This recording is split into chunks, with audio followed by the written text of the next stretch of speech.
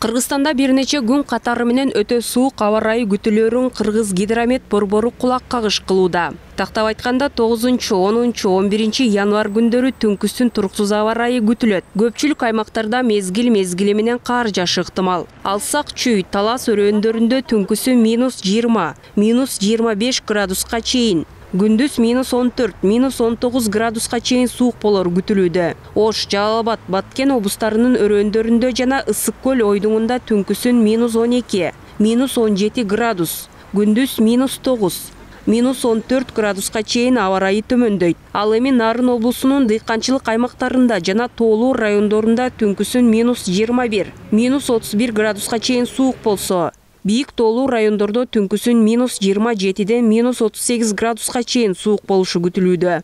Бийик тоолуу райондордо түнкүсүн 30-35 градус, күндүз 23-28 градус суук болушу күтүлөт. Суу самыр өрөөнүндө түнкүсүн 33-38 градус, күндүз 23-28 градус суук болушу күтүлөт.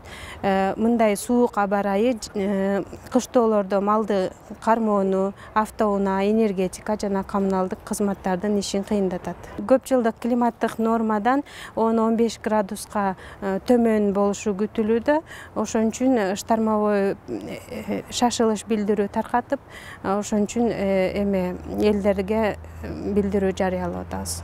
Ал арада өзгөчө кырдаалдар министрлиги алдыда күтүлүп жаткан жаан-чачынга байланыштуу тоолуу райондордо кар көчкү түшүүсү жана кар күрткүсү күтүлөрүн билдирүүдө. Алсак Төө ашуу, Ала Бел ашуусу, Чычкан Капчыгайы, Өтмөк, Чапчыма ашуусу жана Мырзааке, Кара Кулжа, Алайкуу унаа жолдорунун 55-107 чакырымдарында, Красная Горка, Акташ унаа жолунун 1-4 чакырымдарында кар көчкү коркунучу болуп, жолдор тайгак болот. Казарман Жалал-Абад унаа жолдорунда дагы Алабука жаңы базар Кировка унаа жол кар көчкү түшүү коркунучу, жолдору кар күрткү сакталат.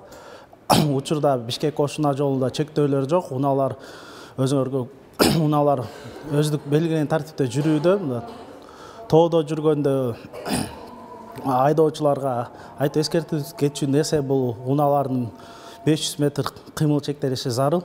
Синоптиктердин айтымында нормадан ашкан мындай суук аба ырайы бир топ жылдан бери каттала элек болчу. Өкмөт аяздуу суук күндөрдө калкка электр энергиясын үзгүлтүксүз берүү тапшырмасын койгон. Анын негизинде Кыргызстан улуттук электр тармагы ишканасы кошумча авариялык бригадаларды түзгөн. Ишкана ызгардуу күндөрү электр жарыгы боюнча эч кандай көйгөй жаралбай турганын убада кылууда. Авариялык бригадаларыбыз ар бир райондук электр тармактын ишканабызда рейстерде 1-2 авариялык бригадалар түзүлгөн. Андан сырткары центральный службаларыбыз бар, ПЭСтерде, областтык центрлерде. Аларда дагы авариялык бригадалар түзүлгөн, подстанциялар, көмөк жардамдарды камсыздоо боюнча, линияларды кароо боюнча дагы өзүнчө бригадалар түзүлгөн. Ошондой эле ошол бүгүнкү күндө пландаштырылган режимдер боюнча боло турган сууктарда дагы диспетчердик багытта дагы режимдер боюнча иш-чаралар жүргүзүлүп, ачык айтылам, мындай эч кандай бир коркунуч жарата турган деле маселе жок. Авариялык случай гана болуп кала турган болсо, өзүңүздөргө белгилүү болгондой, бүгүнкү биз деген кыштын башталгандан бери электр энергиясын үнөмдөө иштөө боюнча сөз айтып келатканбыз, маалыматтарды берип. Ошол ашыкча иштетүүлөр болуп калган учурларда, жабдууларда кандайдыр бир өчүрүүлөр боло турган болсо, анда биздин төмөндө айтып кеткен авариялык бригадаларыбыз толугу менен өз убагында андай аварияларды иш ордуна жүргүзгөнгө же болбосо жабдууларды оңдоого даяр турушат. Ошондой эле Бишкек жылуулук электр борбору менен Токтогул ГЭСинин жабдуулары күнү-түнү кызматкерлердин байкоосунда кыш шилдесинин ызгарлуу суугунан чыгаруу үчүн бардык ресурстары менен даяр турат. Жылуулук борборуна көмүр да график менен келип түшүп турат. План боюнча бул жазга чейин уланат. Ал эми транспорт министрлиги айдоочуларды зарыл болбосо тоолуу ашуусу бийик жолдорго сапар тартпай турууну эскертүүдө. Анткени аба ырайына байланыш жана энергетикалык кызматтардын иши солгундашы ыктымал.